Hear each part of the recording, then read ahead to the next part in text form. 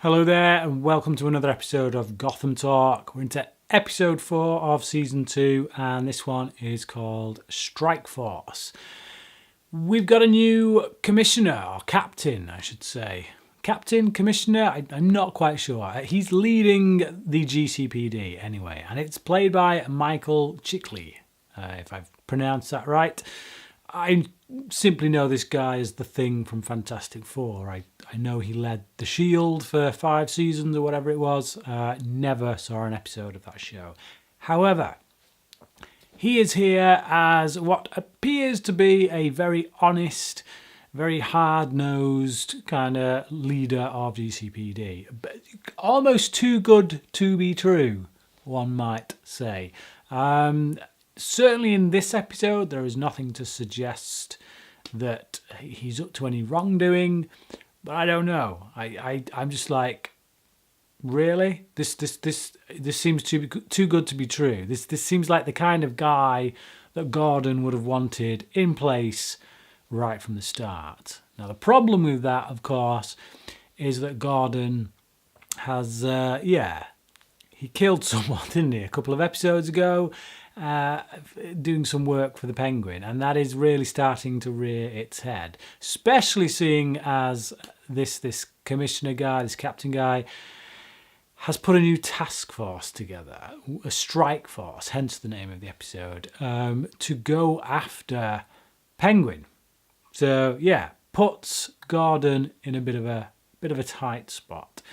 On top of that, in this episode, we have Riddler, or Enigma at this point in time, finally coming out and asking Kristen Kringle to go on a date with him.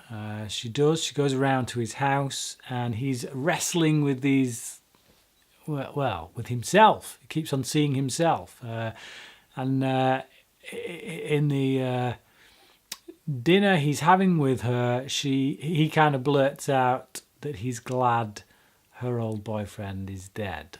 A bit of a hiccup there from him. But yeah, that scene, it's kind of uncomfortable to watch, mainly because of when Enigma says that. But also, there was a moment where I realised I was happy for him. You know, the scene kind of swings back round towards the end where he comes clean about hearing a voice in his head. I don't think she quite takes it the way he's trying to picture it. She goes in for a kiss. You know, she says it's all right. We all hear voices at times, and she kisses him or allows him to kiss her. And I'm kind of happy for him in that moment, which is just bizarre, really, isn't it? Because this guy really needs to be locked up, if not in a prison, at some kind of mental ward. He has killed someone after all. Let's not forget. So I like that. You know, I like that the makers of this show and the performers here, the writing, can get us to do that. That it can get us to actually root for this guy, despite the things he's done, despite what we know him to be. Galavan in this episode, continuing with his plan, has now roped Penguin in. So Galavan's trying to become mayor, and he gets Penguin to off the competition and take a crack at him as well, but to intentionally miss. And he does this to get the law going after Penguin, which, you know, by the end of the episode, that's what they're doing. This strike force is going after Penguin. So it's to distract GCPD away from Galavan and put it all on Penguin. And he's got a hold over Penguin because he's got his mum. A few things come out of this, really. Cobblepot is pretty good in this. You know, the moment he sees his mum and he knows he's kind of under the thumb of Galavan, things start to change for him, that dynamic. I think Robin Lord Taylor really gives a good performance in this episode.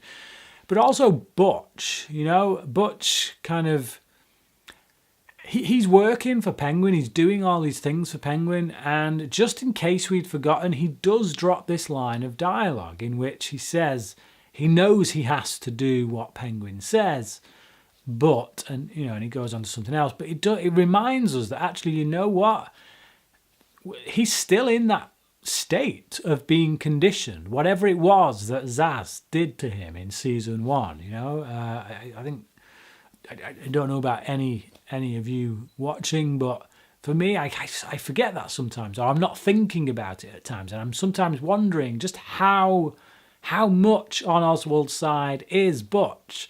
And yeah, from this, I truly believe that it's primarily because of the conditioning, the torture he underwent from Zas that conditioned his mind.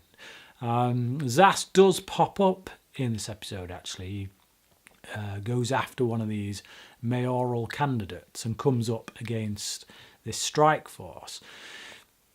Again, I like the actor who plays Zas. He does a good job here. It's always fun to see him kind of in action. He doesn't have his girls with him in this one, which is a bit of a shame. I like seeing him go into these situations with this strange band of women that he has. But yeah, nice bit of action.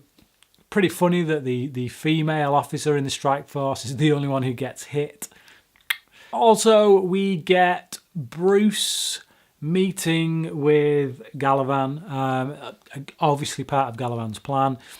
He goes there under the pretense of just wanting to meet Bruce Wayne and see how he's doing, after the events of last episode. But clearly he went there with the intention of getting Bruce to meet Silver St. Cloud. Now, this is a character from the comic books that I don't really know anything about. I know of her because I've heard her mentioned. I've seen her on web pages where they mention Silver St. Cloud. So I know that she is a comic book character. Like I say, other than that, I don't know anything about her. So I might actually do some reading up after this. But so it'll be interesting to see where that goes. Because Bruce is now at school. He's gone back to school.